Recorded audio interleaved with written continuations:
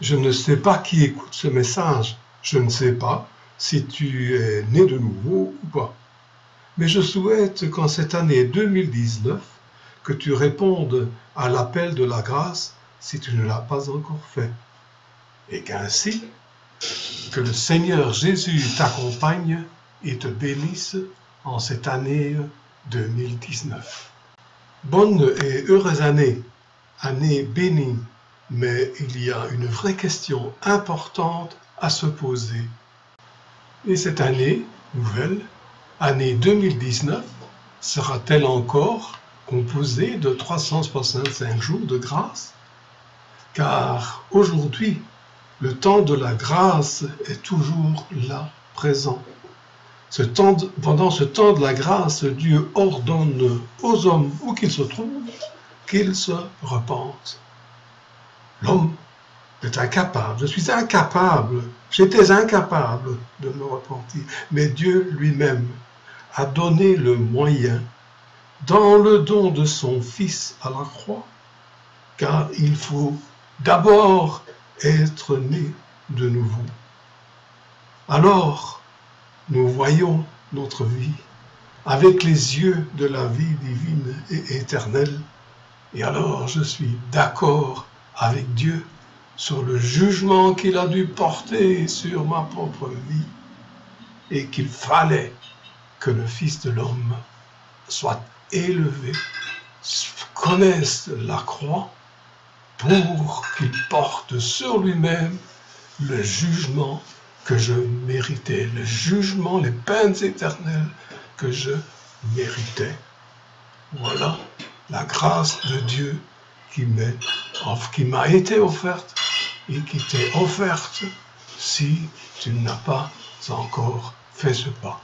C'est ce que je souhaite de tout mon cœur si ce pas n'a pas encore été fait, car il y aura un terme à cette grâce. Ainsi, une fin d'année est toujours une époque pour faire des bilans.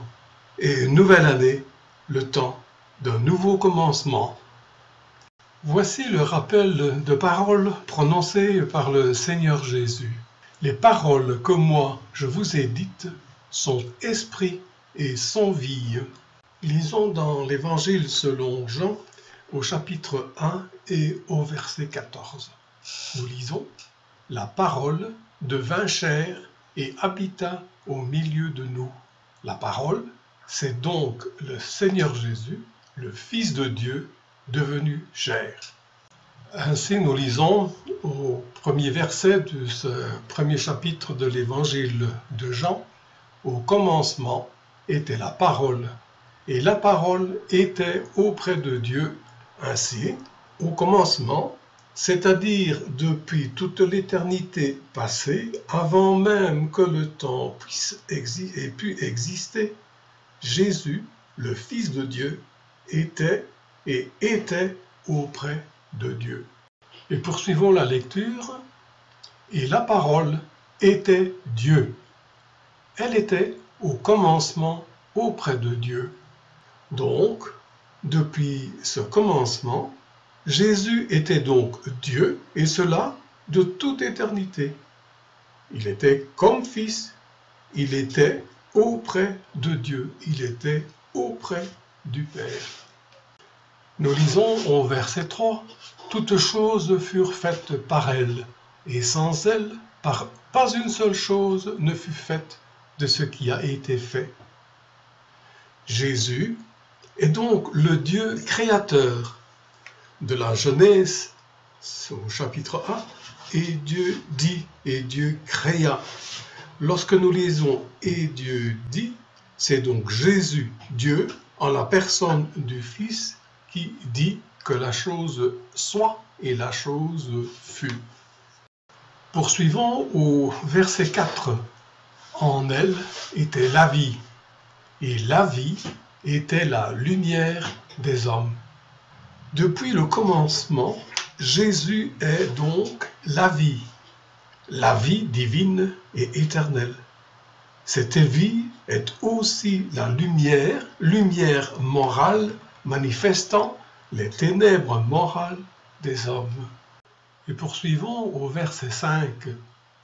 Et la lumière, lui, dans les ténèbres, et les ténèbres ne l'ont pas comprise.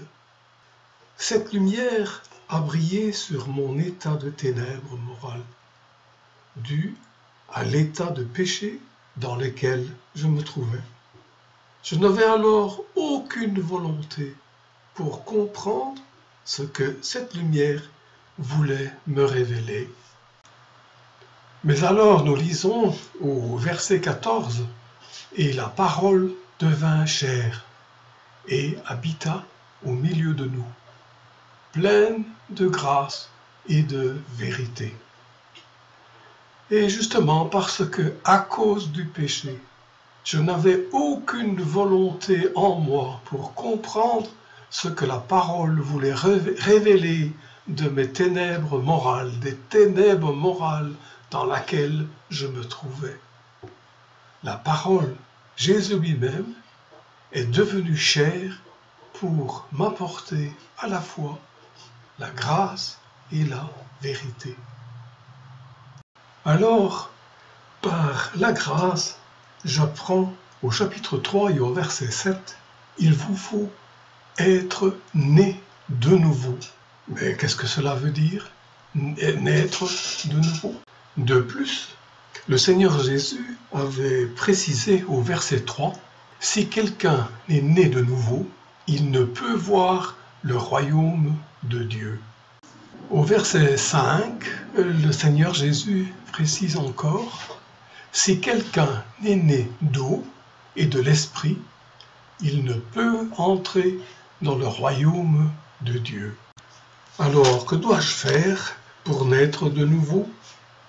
Le Seigneur Jésus donne la réponse au verset 16.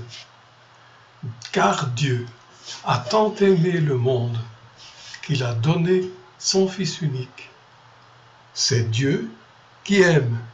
Il ne me demande pas de l'aimer, il sait que j'en suis, comme pécheur, totalement incapable. De plus, c'est lui qui donne.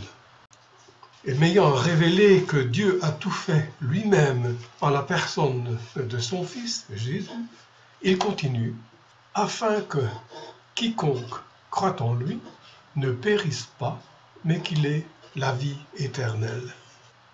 Ainsi, il m'a suffi de croire simplement ce que Dieu a fait à la croix en la personne de son Fils, l'homme Christ Jésus, lui faisant porter ce que je méritais, à savoir la mort, à cause des actes que j'ai commis, fruit de ma nature pécheresse. Ainsi je ne périrai pas, je ne périrai jamais en enfer avec le diable et ses anges. Mais il me donne gratuitement la vie éternelle, la vie divine et éternelle, qu'il me donne en me faisant passer par la nouvelle naissance. Me voilà né de nouveau, né d'eau, symbole de la parole que je viens de lire et croire, et de l'esprit, esprit qui m'a conduit à lire et à croire ses propres paroles. J'apprends de plus dans l'Épître aux Romains, au chapitre 5 et au verset 1, « Ayant donc été justifiés sur le principe de la foi, nous avons la paix avec Dieu par notre Seigneur Jésus-Christ. » J'ai ainsi acquis, reçu cette paix avec Dieu, cette paix qui a été faite avec lui par le Seigneur Jésus, par le sang de sa croix. C'est en vertu du sang que je suis réconcilié avec Dieu, que j'ai la paix avec Dieu. Je ne suis plus un ennemi de Dieu. Cette paix avec Dieu est en fait, le Seigneur peut alors me dire en Jean 14 et au verset 27, « Je vous laisse la paix, je vous donne ma paix. » La paix qu'il me laisse, c'est la paix avec Dieu dont nous avons parlé. Mais en plus, il me donne sa propre paix, cette paix dont il jouissait lui-même sur la terre en pleine communion avec le Père, c'est cette paix-là qu'il me donne. La paix dont on a parlé justement dans notre prière en nous adressant à Dieu, la paix avec Dieu, elle est intouchable, elle reste toujours la paix avec Dieu. Mais certainement ce que nous connaissons moins dans notre vie chrétienne, c'est la paix de Dieu, ou c'est encore la présence du Dieu de paix. Ce qu'il faut nous demander, est-ce que nous connaissons un peu dans nos cœurs cette paix de Dieu? C'est une chose remarquable, c'est un amour si précieux que l'amour de notre Dieu, qui prend connaissance de tous nos besoins, de toutes nos circonstances, et qui sait apporter le moyen ou le remède à tout ce que nous pouvons, à tous les maux que nous pouvons rencontrer. Dieu s'approche de nous. S'il y avait simplement ceci, ne vous inquiétez de rien. Oh, ne vous inquiétez de rien. Il y en a des choses qui inquiètent le cœur. Mais l'apôtre continue, ne vous inquiétez de rien, c'est pas l'indifférence qu'il faut. Ouvrez votre cœur devant Dieu. Mettez-le à nu devant Dieu. Apportez à Dieu tout votre fardeau, toute votre peine, tous vos soucis, toutes vos inquiétudes. À quel Dieu? Un Dieu qui connaît la fin d'une chose dès le commencement. Un Dieu qui tient tout dans sa main. Un Dieu qui dirige tous les événements, quels qu'ils soient, pour l'accomplissement de ses desseins. Un Dieu ainsi qui veut se mettre, comment je dirais-je, à la disposition de la foi pour apporter là, à notre cœur, toute la confiance, toute l'assurance et que nous pouvons goûter en venant à lui. L'accès de la présence de Dieu nous est toujours ouvert, toujours ouvert. Et alors nous avons justement à répandre notre cœur.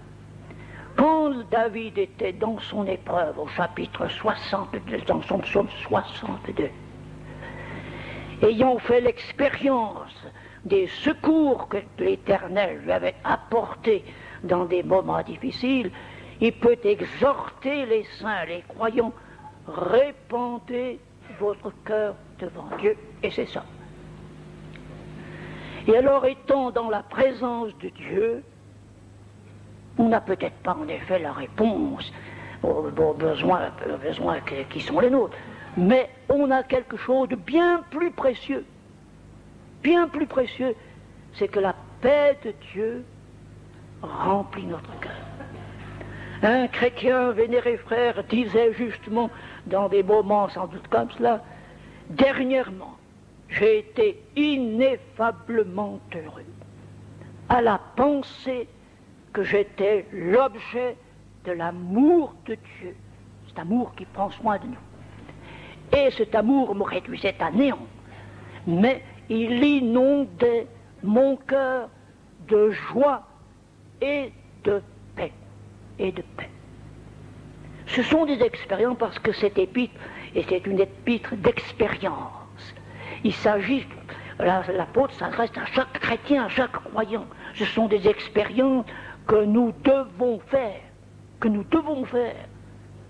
Dieu est tout prêt, tout disposé à nous apprendre ces choses et ainsi à s'approcher de nous avec toute sa grâce, toute sa puissance et toute sa connaissance, parce qu'il connaît parfaitement tout.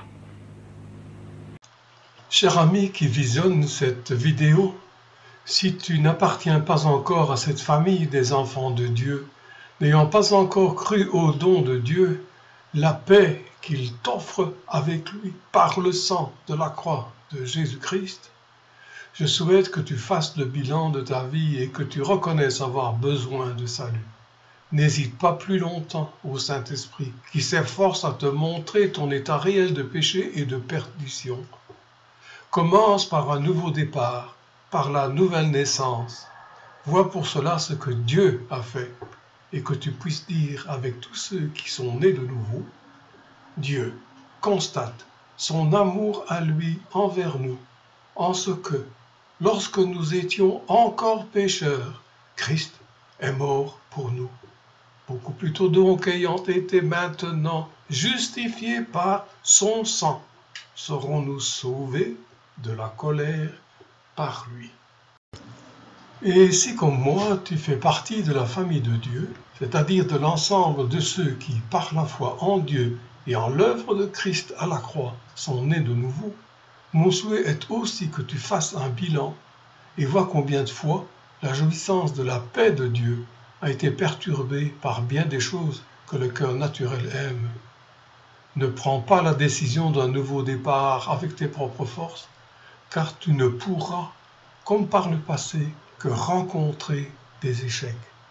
Mais par la puissance du Saint-Esprit que tu possèdes, en tant que né de nouveau et scellé du Saint-Esprit, laisse dans la mort ce que tu es par nature, afin que par cette même puissance du Saint-Esprit, l'homme nouveau que tu es en Christ prenne tout son essor dans la jouissance de la paix de Dieu, et que tu puisses dire avec l'apôtre Paul, « Je suis crucifié avec Christ, et je ne vis plus moi, mais Christ vit en moi. Et ce que je vis maintenant dans la chair, je le vis dans la foi au Fils de Dieu, qui m'a aimé et qui s'est livré lui-même pour moi. » Et je terminerai par un passage de Philippiens 4. « En toutes choses, exposez vos requêtes à Dieu par des prières et des supplications, avec des actions de grâce, et la paix de Dieu, laquelle surpasse toute intelligence, gardera vos cœurs et vos pensées dans le Christ Jésus. »